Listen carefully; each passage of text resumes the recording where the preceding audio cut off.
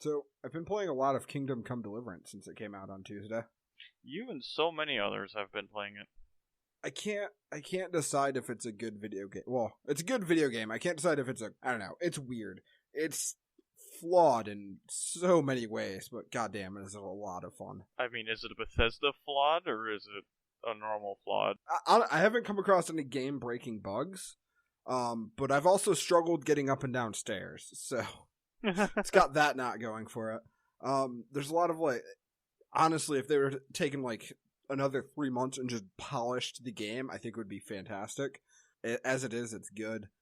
But there's a lot of, like, weird, uncanny stuff, like dialogue that doesn't quite make sense depending on what dialogue choices you pick and stuff like that. The combat's kind of a pain in the ass, but when it works, you feel like a badass. Or you get stabbed in the throat and die, so. Or you get speared in the eye and die. Yeah. I have a friend who was complaining because he was wearing a helmet and got speared in the eye and died. I'm like, well, technically the helmet didn't protect your eyes. Yeah. The eye holes make it so you could see. Technically realistic. And off of that note, welcome to the To Be Decided podcast with me, Protag, and your other host, Joe. Figured on doing a shorter intro this week, but we're going to jump right into it with the, very popular video that's been flying around a whole lot, the elk crashing into a helicopter video. Shit, is there a video of it? I think so. Oh, because I didn't know there was a video. I just knew there might not be video. Okay, it's the picture. The picture I saw was the helicopter was hovering. I was like, no, that didn't happen, and I just left. But apparently there must have been a picture before and after. I don't know. I know it happened, though, because this thing with hovering is trying to, trying to, net an elk, so that way they could put a tracky thingy on it. And the elk didn't like that, so it jumped up and got caught in the thing's tail rotor, which I assume was probably pretty messy. I don't know. In the picture, it doesn't show any, viscera. Yeah, the helicopter's just gone. But it does look like it knocked the tail rotor just off. It might have. It doesn't say at all how it did it. Oh, it just jumped up and hit the tail rotor. Oh, they were only hovering 10 feet off the air. Oh, jeez. And it just jumped up there and it died. Everyone else was fine, but the elk died. Oh, it doesn't say how it died. I would have been surprised if the tail rotor or something just fucking wiped it out. I assume the tail rotor lodged into its brain, honestly.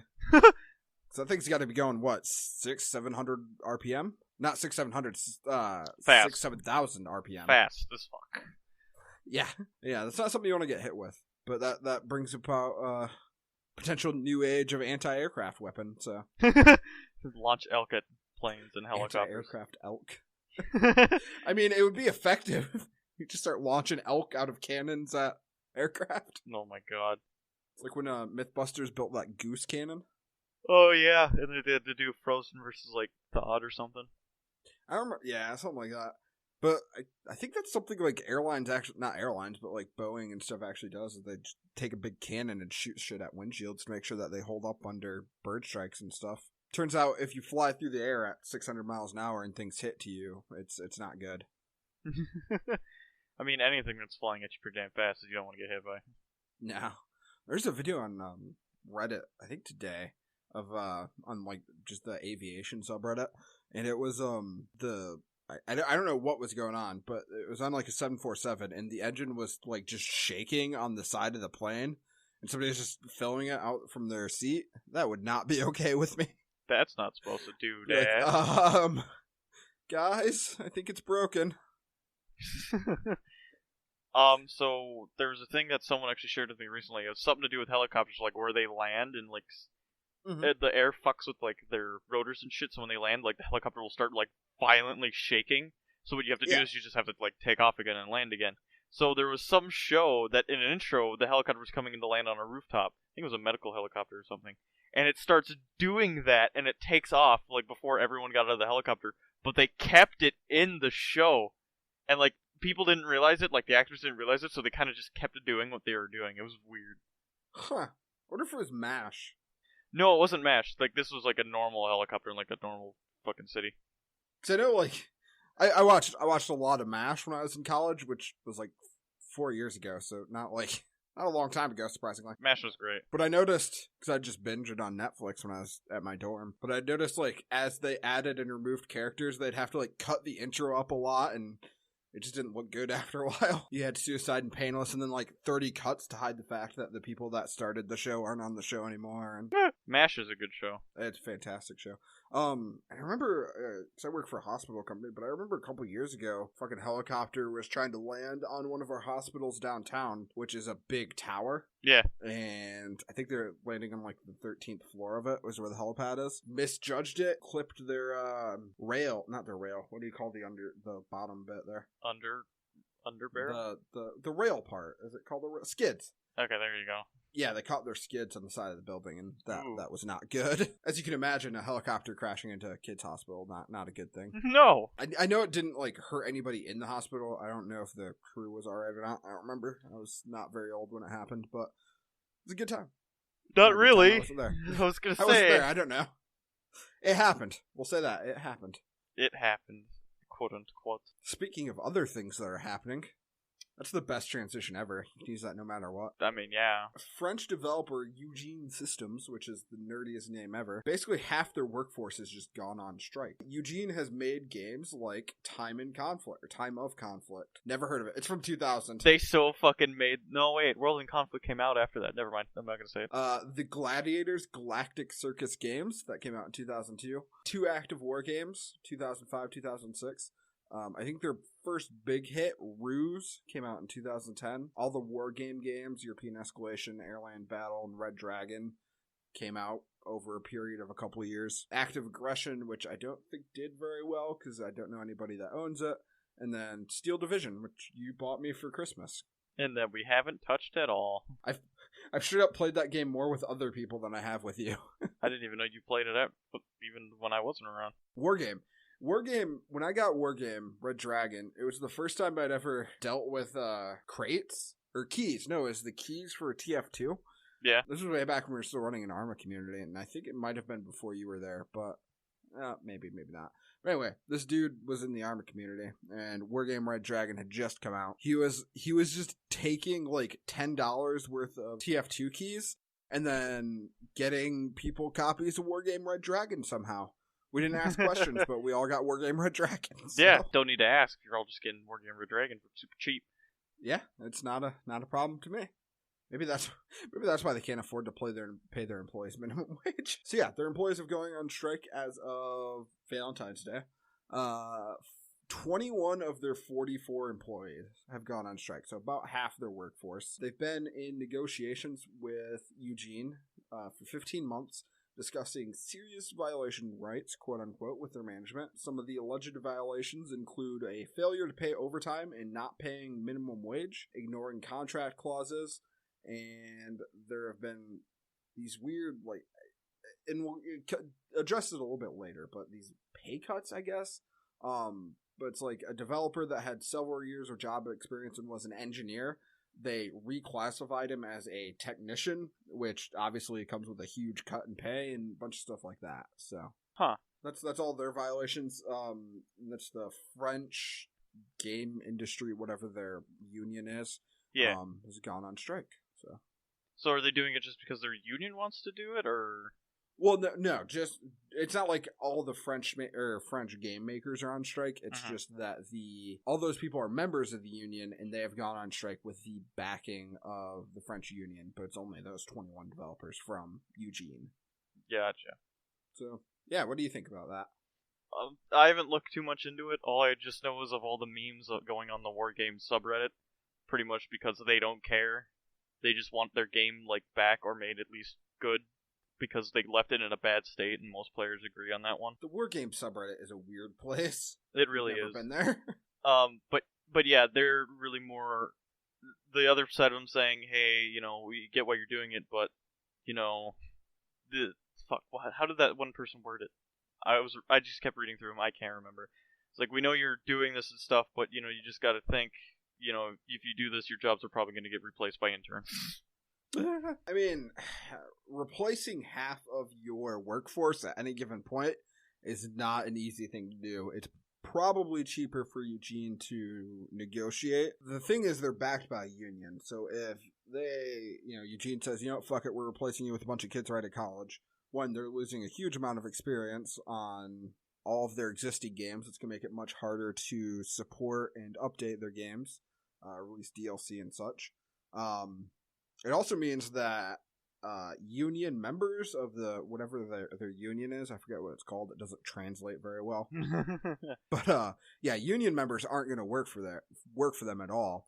I don't know what percentage of game devs in France are in the union, but I'd imagine that also really cuts your a sizable percentage out of your talent pool. Yeah. To me, I think it would be cheaper to negotiate with them, but I don't know. I don't know. What didn't France become slightly communist, or is that just something that happened in EU or Hearts of Iron 4? Yeah, France never went full communist. So no, but there was a like significant communist movement. Yes, and then right? France banned communism.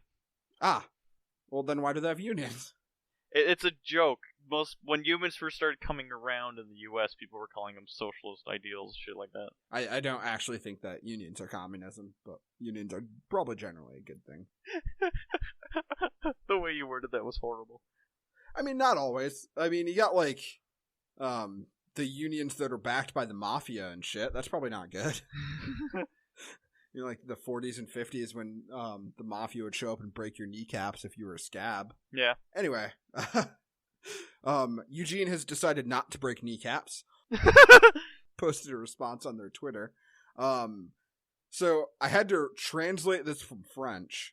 So some of it's a little weird. I can't testify to how accurate all of it is because I used it Google Translate and some of it didn't make a lot of fucking sense. So, but Eugen Systems claims that their working weeks are 38.5 hours with a limit of 1.72 hours of overtime per week. You should probably specify this more. This is the company themselves saying it, not the people who are on strike.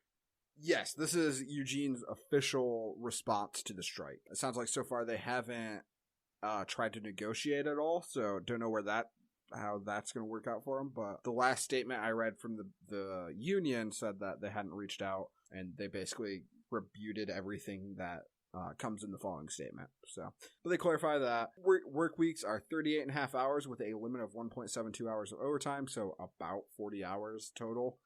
Which is pretty average American work week. I know that people in Europe don't get treated like shit when they work, so that's probably... Unlike the U.S. People in Europe have rights. Each employee receives 35 hours of overtime on their annual salary.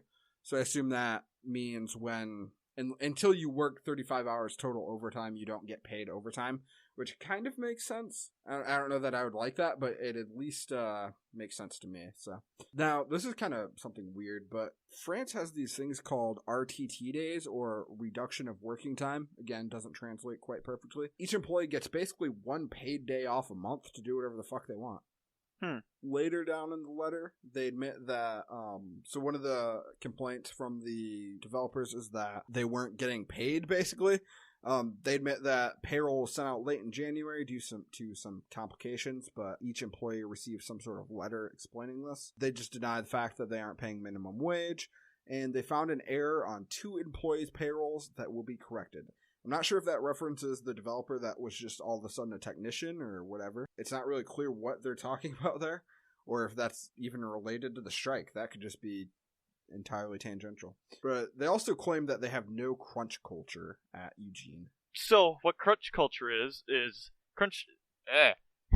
massive amounts of overtime work to get a game out on time. Protag wrote an article in 2016 stating that some developers work 80 hours a week. Holy fuck. Yeah, crunch culture is a pretty serious thing. When I was in high school looking to be a developer, that's kind of one of the things that turned me out. Every time I read that, it's like, even when I was reading this before we did this, it was like, oh my fuck, really? I like work 80 hours, not 80, I work at least 50 hours a week, and even then it's like, this is way too much. Yeah. I think the most I've ever done is 60 hours in a week, and that was rough. I was like, oh, this is... Like, you don't have time to do anything, and, I don't know, I don't live to work, so... But yeah, and there's a lot of, at least in America, a lot of companies, that have an expectation that you're always there, always working on the game, because there's a deadline to meet, so... They do say that during the release of Ruse, 3 employees were asked to work on a Saturday to ensure server stability, and then that's never happened again, so... That's bullshit, because a bunch of their games have recently launched, and they definitely were paying attention to servers, because they were like, dying. Well, so that specifies that 3 devs were asked to work on a Saturday, or 3 employees rather were asked to work on a Saturday. That doesn't necessarily mean that they don't have staff that is expected, you know what I mean, that's scheduled to be there on a Saturday. It sounds like this was the only time that anybody's been asked to work outside their normal working hours to ensure any sort of like release date or anything like that. Yeah. I don't know. And just based off my own experience and what I've heard about the game industry, that seems strange. But also, Eugene's a pretty small company. It's not like they're, it's not like if you're developing Battlefield 2 for EA or whatever. Yeah. And EA spent $5 billion on marketing saying this game's going to be out on, January 1st or whatever. And then you miss that January 1st deadline, you're fucked. Like, people are going to be upset. You're probably going to get sued for some reason. Eugene probably doesn't have a lot of those considerations. If their game's not ready to be out, they could probably just say, hey, our game's not ready to be out yet. We'll put it out when we're ready. Speaking of Battlefield 2, I really wish EA did not go after that fucking group that made that thing so you could actually play Battlefield 2 and 2142 online again. Battlefield Revive? Yeah, they went after that. It's dead. Again? Yeah. Like, this has happened before. Yeah, they keep coming back, and then EA keeps shutting them down, and it's very sad. Because I love Battlefield 2, and I always want to go back to it, but you can't, because the servers don't fucking exist anymore. We might have to cover that next week. The death of Battlefield Revive. Alright, so, they're talking about, they've never had, or besides that one instance, they've never had people work overtime, etc. They also addressed the classification from some employees, like the dev being just them just deciding he's a technician, saying that they're going to work better to communicate with their staff about why that's happening, which is just such a fucking cop-out answer. Yeah, it is a very cop-out answer. It's be like, oh no, we're making the news and we can't make it. What do we do? And apparently next week they're going to start interviewing staff and allow them to air grievances. I think that's the ending part of the letter. I'm honestly not entirely sure if that's what it meant. It was pretty unclear. Like I said, it didn't all translate great, but I think that's what they're going for at least. So overall, who do you feel like is in the right here? I don't know, because both sides are saying things, and I can't.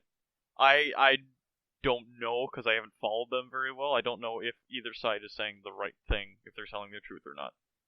Well, no.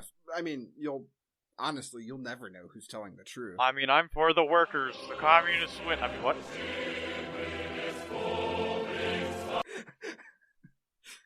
I'm gonna subtly edit in the Soviet national anthem there. Please do.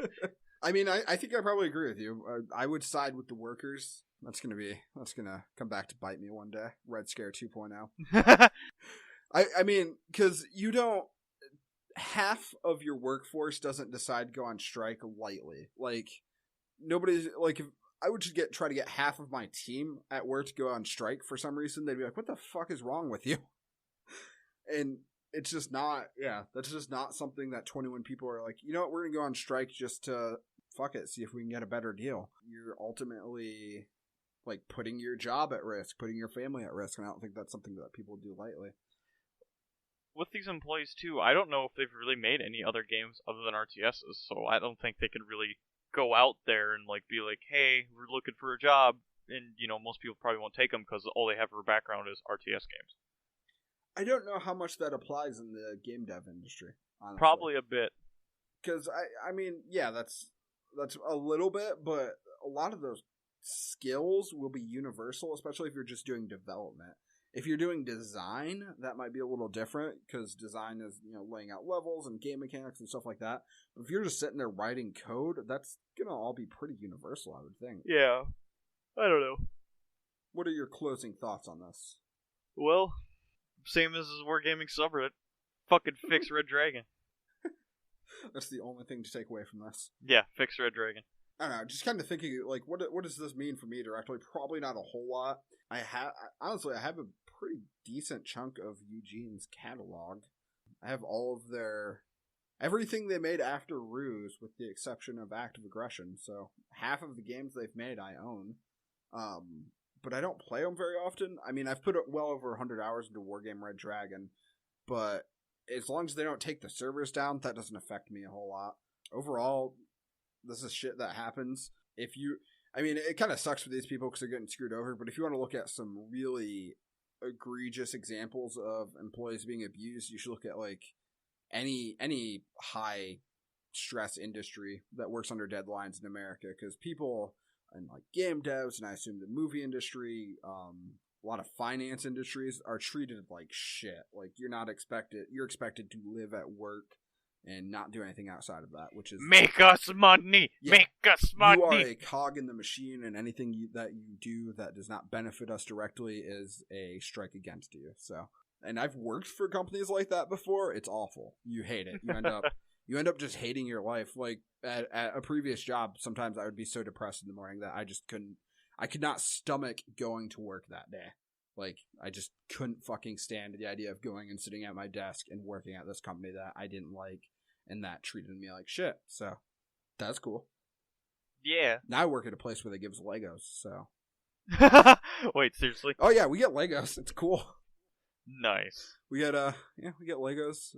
There's a Lego station in our office area.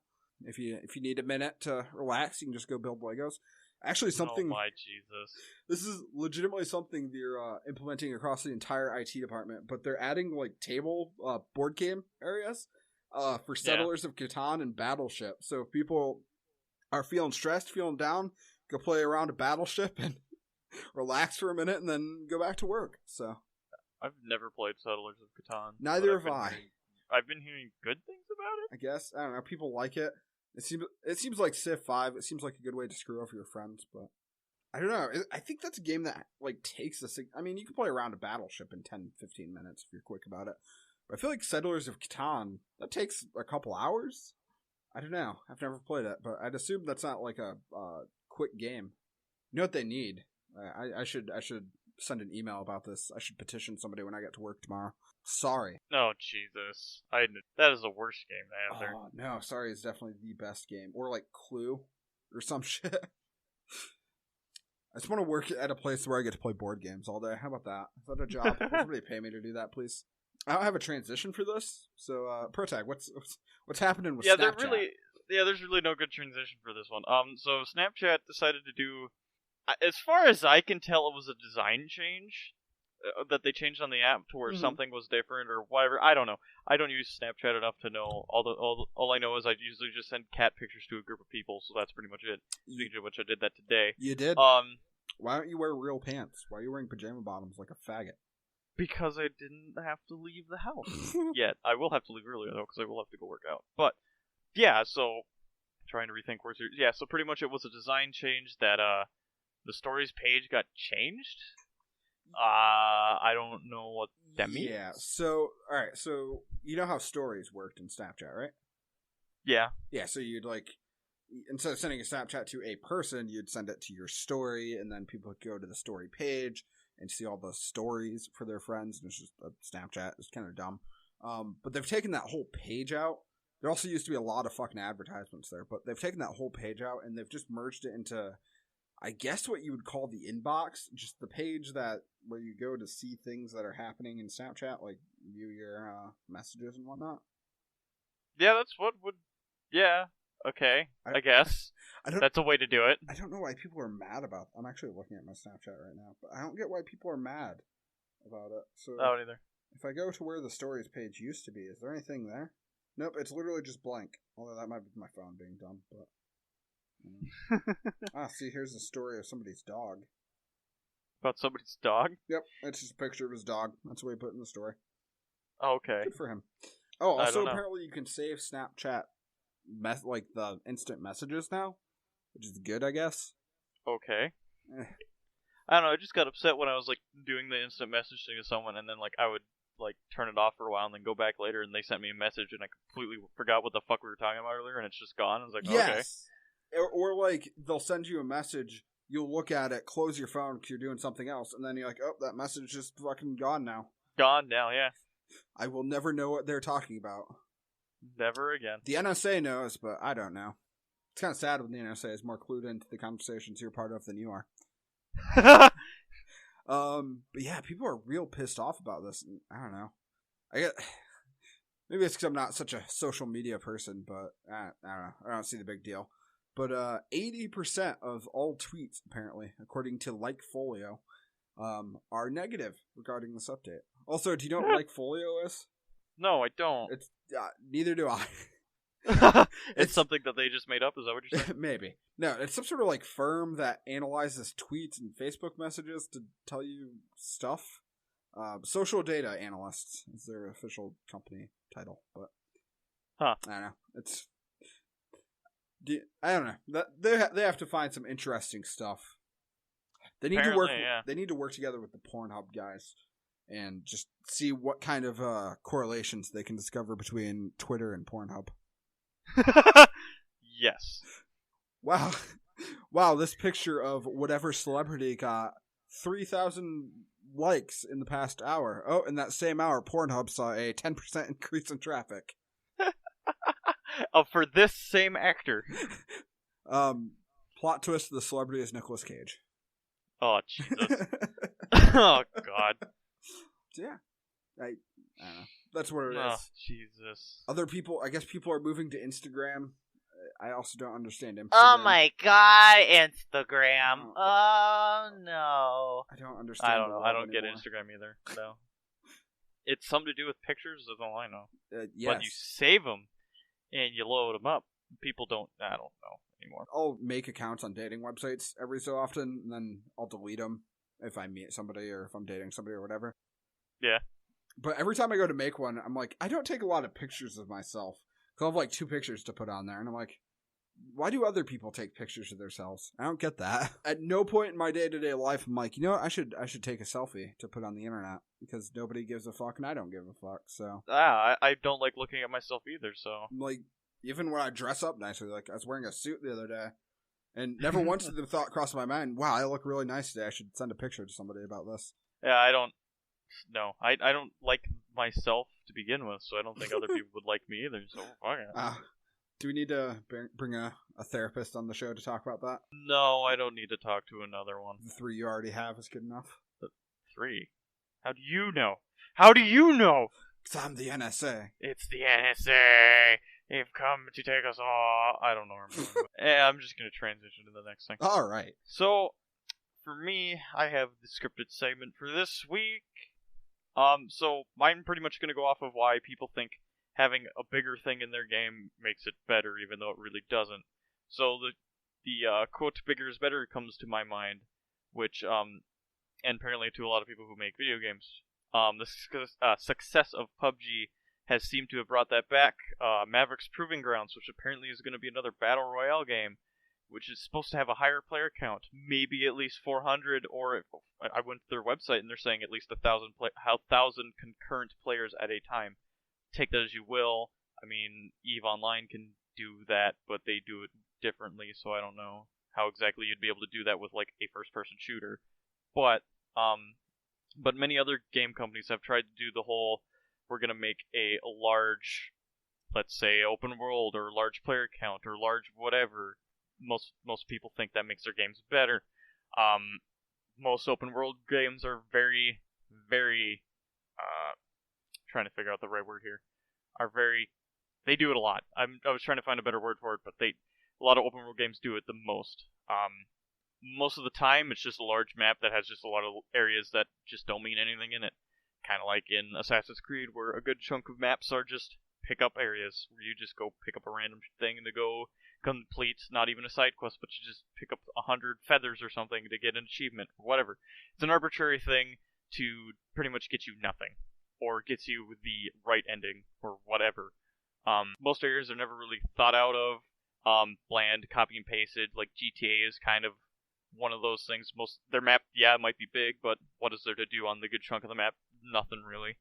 The Crew is also another game that comes to my mind. It was a big open world racing game. Am I right on that one, Joe? Yes, you are. Okay, yeah, that one's like, you could drive across the United States, oh boy! And then, like, what to do what? There's nothing really to do by driving across the whole United States. You can drive through a cornfield. Yeah, like a cornfield that all of a sudden, from New York, all of a sudden you're in Texas. What the shit? I don't know. In my mind, the quote "bigger is better" does not fit in my mind, at least for video games.